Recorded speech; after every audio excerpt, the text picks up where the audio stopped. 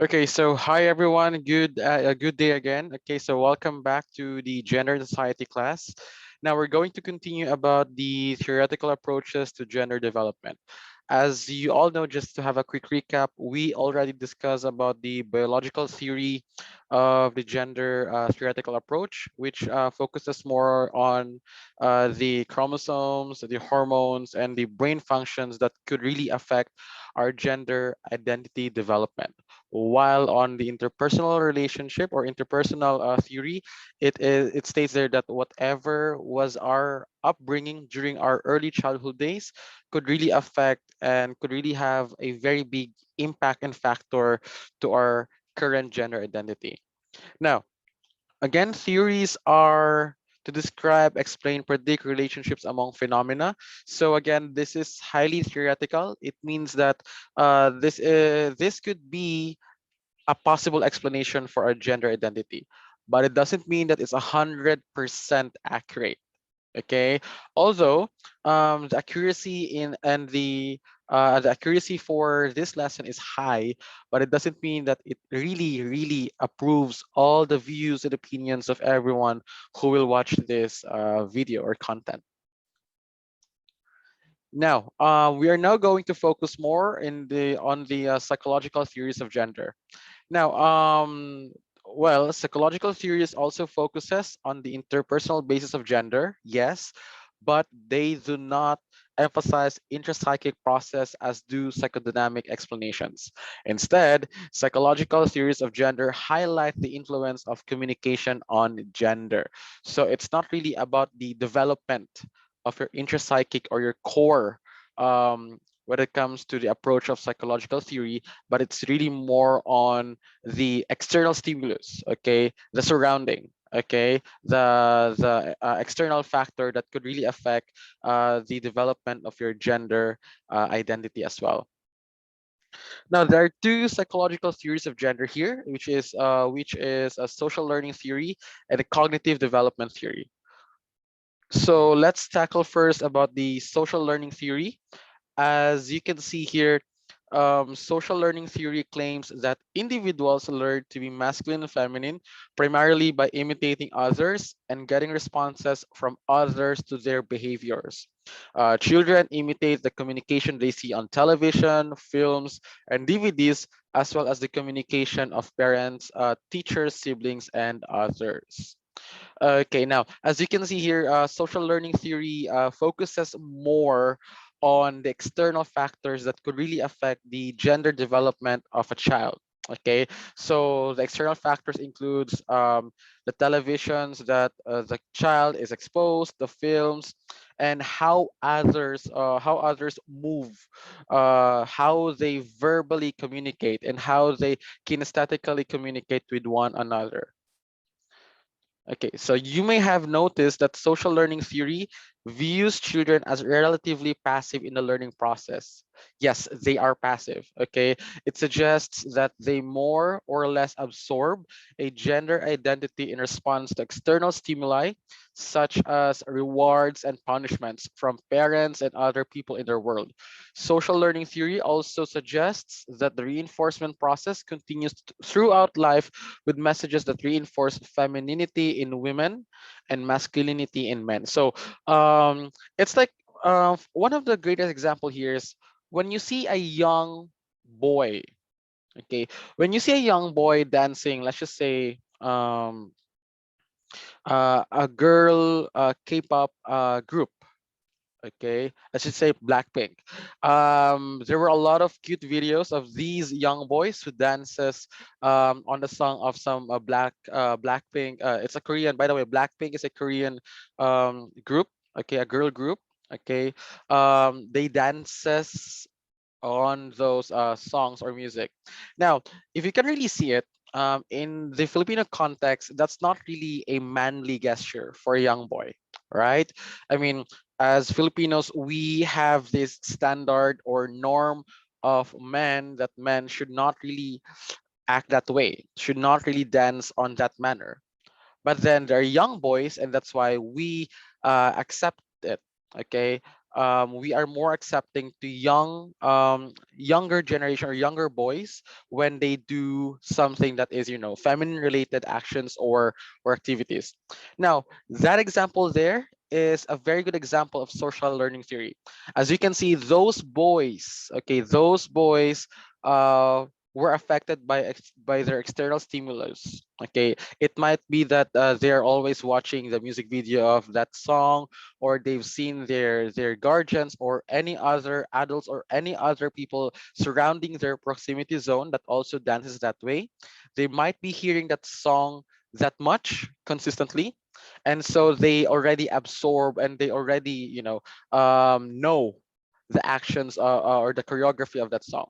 Now that is an example of rewards and punishment. You see, um, when a certain young boy who dances like that was being punished for dancing that way, that boy will eventually stop doing that because there is a negative reinforcement there. There is a punishment there involved.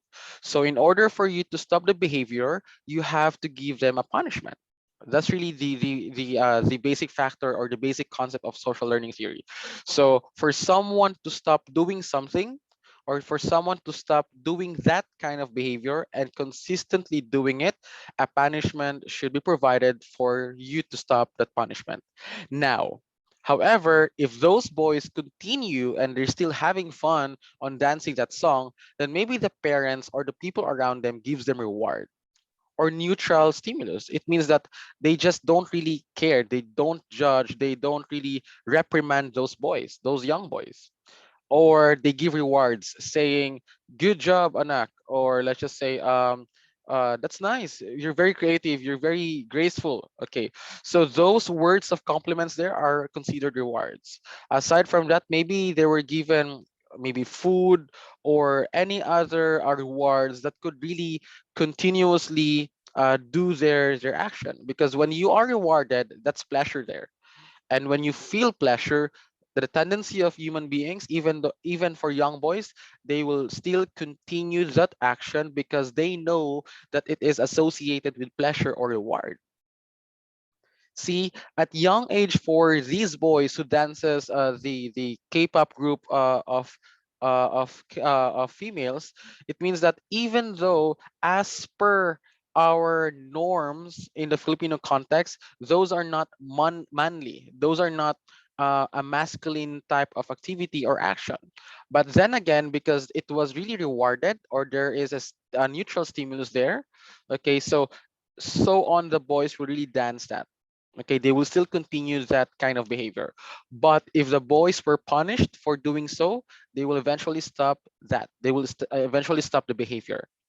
That's why you will really notice why these boys are acting feminine. Let's just say, for example, why these girls are acting masculine as per the context of our gender stereotypes and norms, because there are no punishments involved there.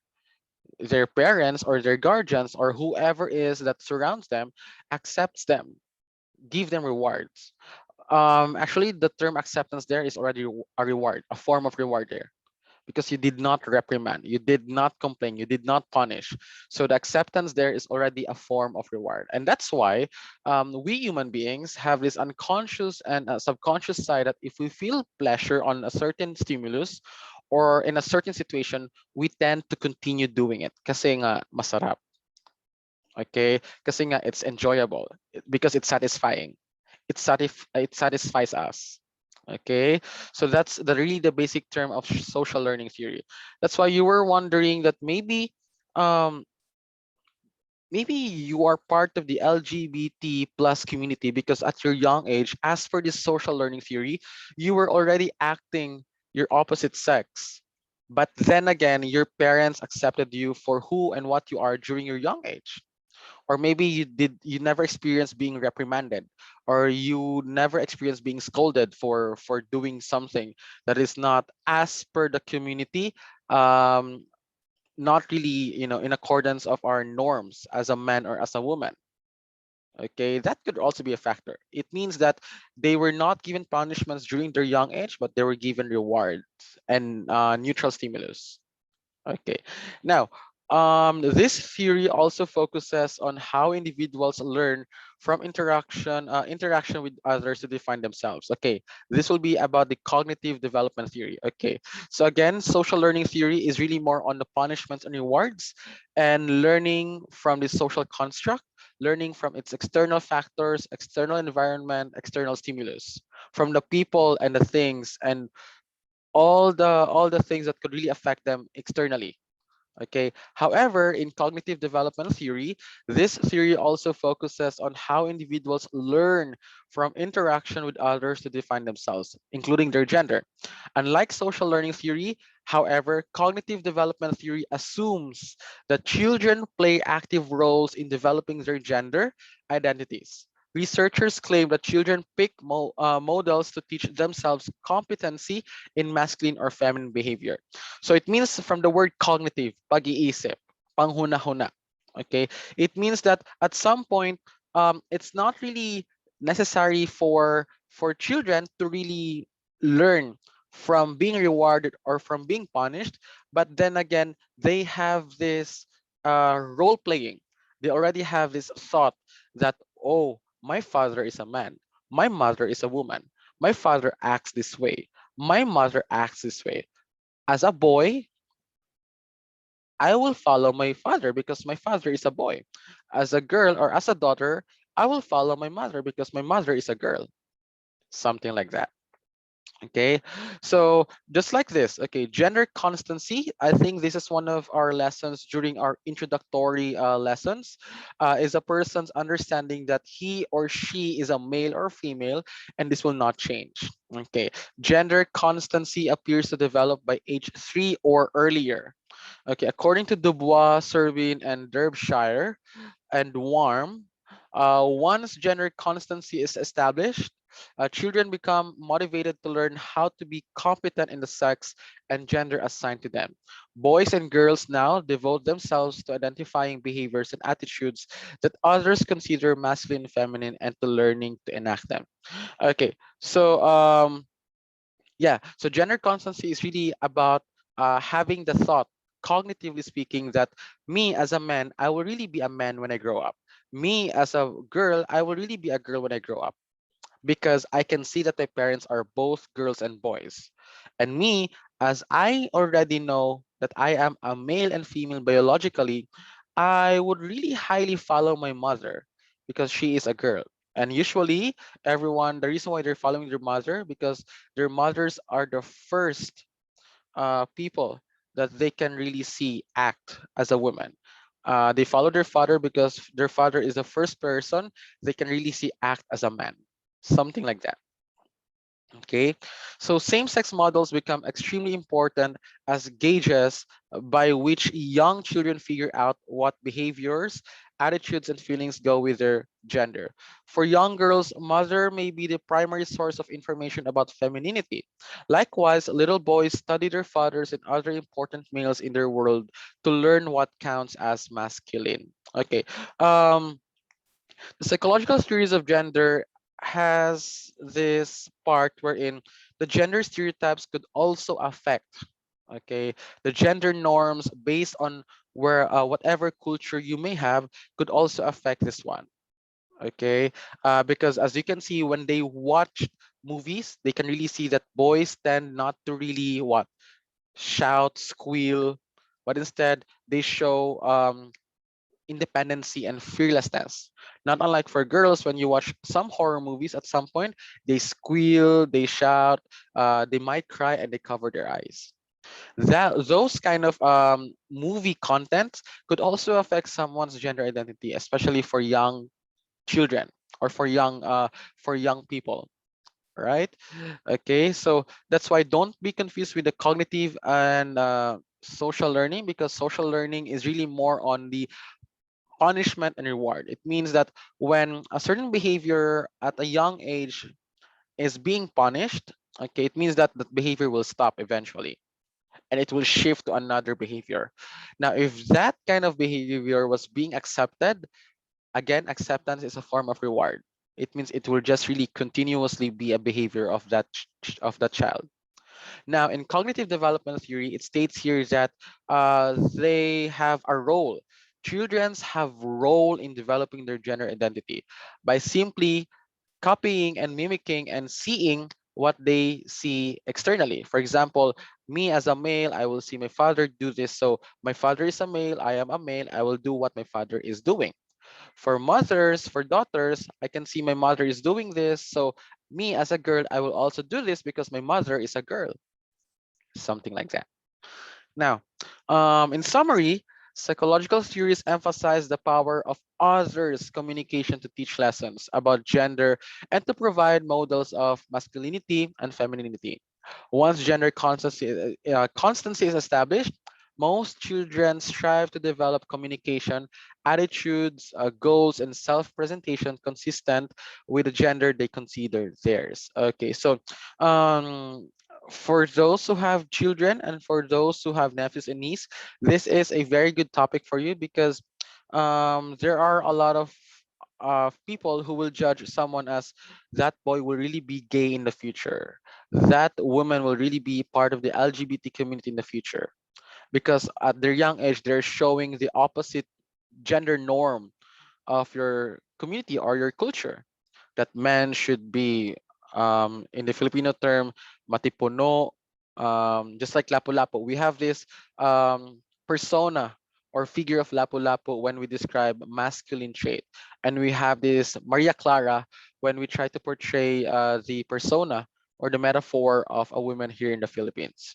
But again, it's all up to you if you're going to agree with this or not. All right, so I think that's it. Again, thank you so much for listening to to this lesson. I do hope that you've learned something about the psychological theories of related or approach in gender development. Again, please subscribe to my channel and hit that like button for more videos.